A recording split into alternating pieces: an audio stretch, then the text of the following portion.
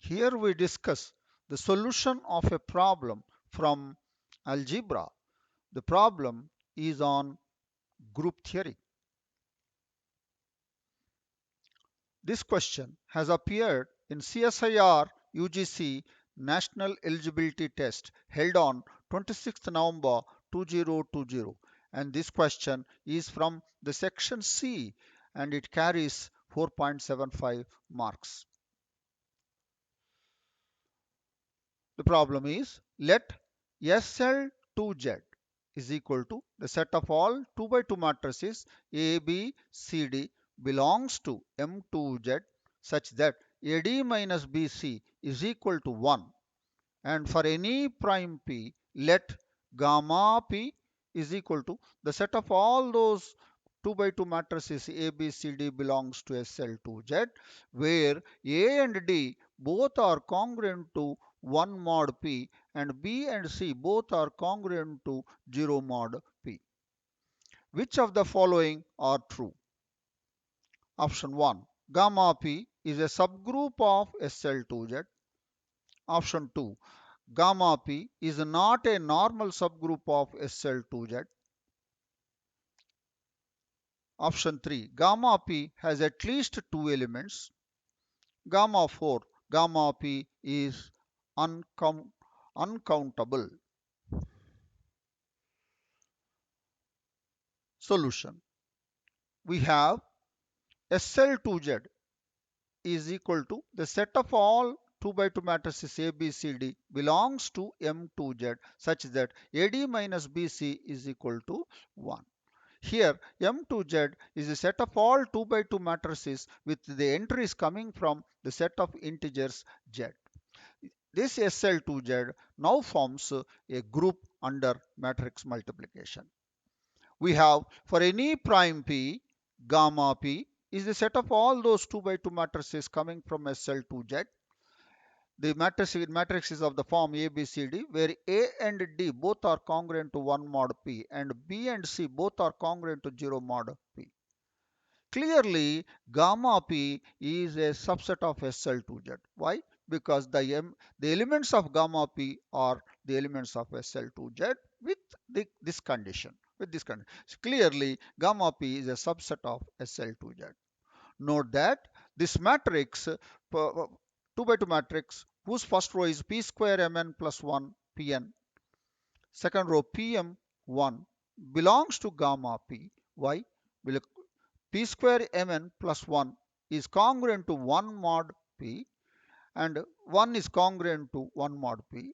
Pm and Pn are congruent to 0 mod P. And further, its determinant is P square Mn plus 1 into 1 minus P square Mn. P square Mn, P square Mn cancels and the determinant is 1. Thus, it belongs to gamma P for all Mn belongs to Z. So clearly, since for all belongs to Mn and M comma N belongs to Z, gamma P is an infinite subset. So gamma P is an infinite set. This implies gamma P is not empty and gamma P has at least two elements. We have the option 3 wherein gamma P has at least two elements is given. Therefore, our option 3 is true. Therefore, the option 3 is true. We have the group SL2Z, what we have already seen. And note that M2Z is the set of all those 2 by 2 matrices A, B, C, D, where A, B, C, D are coming from the set of integers. Now, M2Z is equivalent to Z power 4. That is Z cross Z cross Z 4 times. 4 times. Why? Why it is so? It is so you can think of this as a 4 tuple ABCD, and that will be equivalent to means it can be put in 1-to-1 correspondence with Z to the power of 4. Z to the power of 4. Now, therefore, M to Z is countable since Z power 4 is countable. Now, Z, the set of integers, is countable. meaning that it can be put in one-to-one correspondence with natural numbers. So when Z is countable, Z cross Z 4 times is also countable. So the M2Z is countable because Z power 4 is countable. From this, it follows SL2Z is countable, and thereby gamma p is countable. So SL2Z is count because M2Z SL2Z is what? SL2Z is a part of M2Z and it is infinite, and SL2Z will be countable, and gamma p is infinite and it is a subset of SL2Z, therefore gamma p is also countable. So since gamma p is contained in SL2Z is contained in M2Z. Now, the fourth option is gamma p is uncountable is given, but gamma p is countable. Therefore, the option 4 is not true. Now, we will now check whether gamma p is a subgroup of SL2Z or not. And let A is equal to the 2 by 2 matrix A, B, C, D. B, capital B is 2 by 2 matrix W, X, Y, Z. Be any two elements of gamma p. Now, then, because they belong to gamma p, A and D are congruent to 1 mod p, WZ is congruent to 1 mod p, and BC and XY are congruent to 0 mod p, and AD minus BC is 1, WZ minus XY is equal to 1. First note that determinant of AB inverse is equal to determinant of A into 1 by determinant of B. Determinant of A is 1, determinant of B is 1, and 1 by 1, 1. So since determinant of A is 1 and determinant of B is equal to 1. Now compute AB inverse. A as it is, and B for B inverse, the 1 by determinant of B. Determinant of B is WZ minus XY multiplied by, and now flip the elements WZ wherever that means in the place of W you write Z, and in the place of Z you write W, and change the sign of the anti-diagonal elements, that is minus X minus Y. Multiply, and WZ minus XY is 1, and multiply, you will get this answer.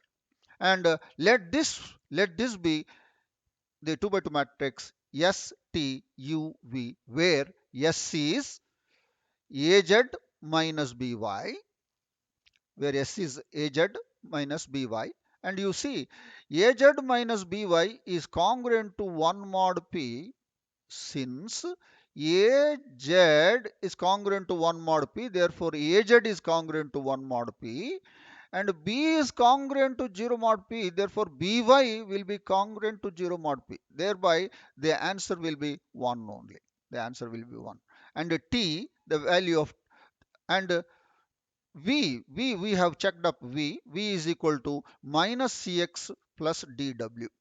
V is equal to minus Cx plus dW is congruent to 1 mod P. Why? Because D and W are congruent to 1 mod P. Therefore, dW is congruent to 1 mod P. And C is congruent to 0 mod P. Therefore, minus Cx is congruent to 0 mod P. The answer will be 1 mod P. So likewise, you can also show T is minus AX plus BW is congruent to 0 mod P, because X and B both are congruent to 0 mod P. Therefore, AX is congruent to 0 mod P, BW is congruent to 0 mod P. Their sum is congruent to 0 mod P. And U is also congruent to 0 mod P. Why? Because C and Y both are congruent to 0 mod P. Thus, AB inverse belongs to gamma P. That means we get now S is congruent to 0 mod, S is congruent to 1 mod P, V is congruent to 1 mod P, U is congruent to 0 mod P, T is congruent to 0 mod P. Therefore, AB inverse belongs to gamma P. For all AB belongs to gamma P. So this is a necessary and sufficient condition for to show a non-empty subset of a group to be a subgroup. Therefore, gamma p is a subgroup of SL2Z. So our option 1 says gamma p is a subgroup of SL2Z. Therefore, option 1 is true. We continue in the next slide. We want to see whether gamma p is a normal subgroup of SL2Z or not. We have gamma p is a subgroup of SL2Z. We have already seen in the last slide. Let A is equal to ABCD, the 2 by 2 matrix belongs to gamma p, and S is equal to STUV, 2 by 2 matrix belongs to SL2Z. Now, then, because capital A belongs to gamma p, A and D are congruent to 1 mod p, and B and C is congruent to 0 mod p. And AD minus BC is equal to 1. And S is from SL to Z, therefore its determinant must be 1. So SV minus TU is 1. First note that determinant of S A S inverse, S A S inverse is equal to 1. Why? Since determinant of A is 1 and determinant of S is 1. Now S A S inverse is equal to S STUV A, the 2 by 2 matrix A, B, C, D, S inverse 1 by determinant, that is SV minus UT into that.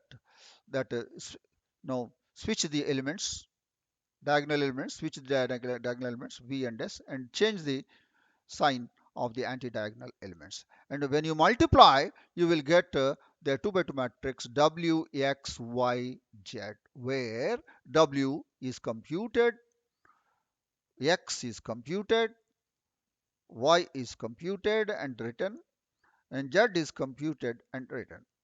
Let's see whether W is congruent to 1 mod P or not.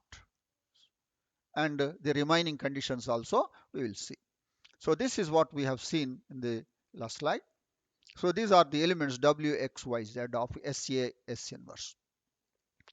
Now AD is congruent to 1 mod P. That implies A is equal to MP plus 1 and D is equal to NP plus 1. BC is congruent to 0 mod P will imply B is equal to KP and C is equal to LP. Now take the W, ASV plus CTV minus BSU minus DUT. Now here what we will see is ASV minus DUT. SV.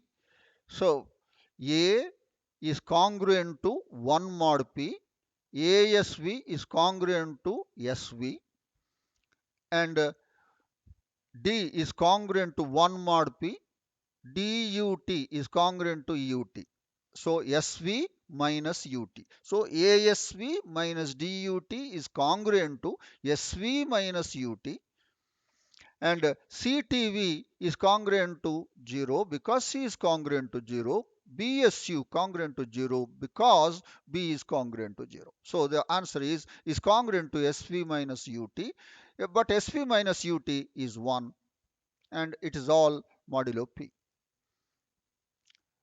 Now X is equal to this element X is equal to BS square plus DST minus AST minus CT square. Now, what we see is AST will be A is congruent to 1 mod P, therefore ST you can write, and D is congruent to 1 mod P, you can write ST. This is plus ST, this is minus ST minus ST modulo P. BS square is congruent to 0 mod P because B is congruent to 0 mod P, C is congruent to 0 mod P, therefore minus CT square is also congruent to 0 mod P. The ST minus ST cancels and it will be equal to 0 and it is modulo P. So likewise, similarly, it can be shown Y is congruent to 0 mod P, Y is here, and Z is congruent to 1 mod P.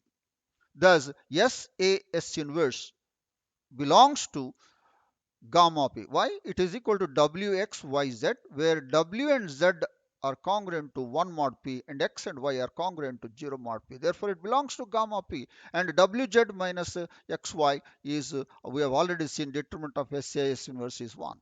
So for all S belongs to SL2Z, for all A belongs to gamma P, SAS inverse belongs to gamma P. So therefore, gamma P is a normal subgroup of SL2Z. So our option 2 says gamma P is not a normal subgroup of SL2Z, but gamma P is a normal subgroup of SL2Z. Therefore, the option 2 is not true. Finally, our answer is the options 1 and 3 are true. So that is the discussion of the solution of the problem from algebra, which is from the group theory. And it is an interesting problem. I hope that you have understood the solution of it. I wish you all the best. Thank you.